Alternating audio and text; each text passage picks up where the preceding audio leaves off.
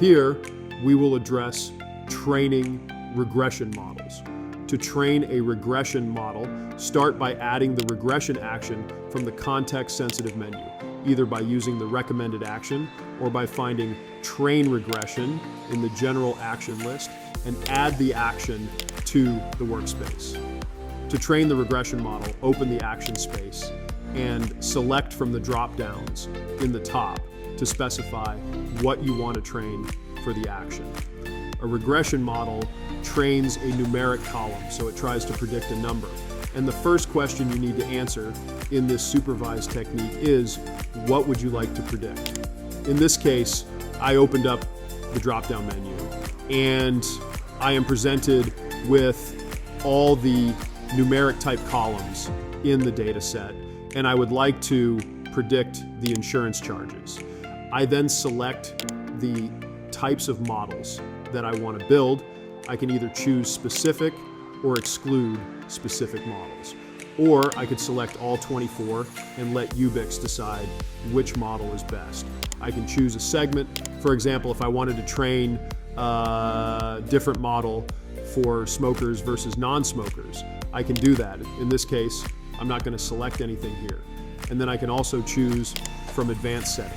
If I know anything about these particular algorithms, I can choose these advanced features to be able to specify these hyperparameters and other advanced features or these various techniques. So I'm a data scientist or an advanced user.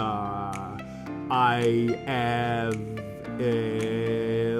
this is information method or meer for word say I'd like to use to choose automatically the best model for my situation.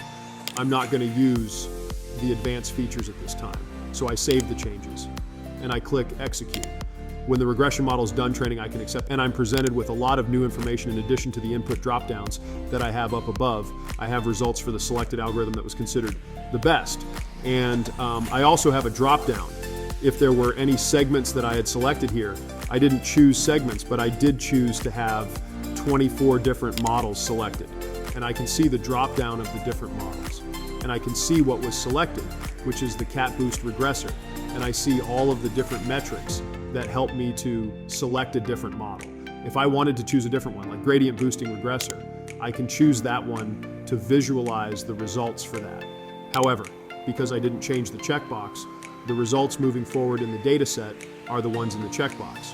I'd have to change the checkbox to be able to change the data moving forward. Let's hide the table of results for now and just take a look at the visualization. First of all, I have metrics information and I have an explanation for what all of these metrics mean.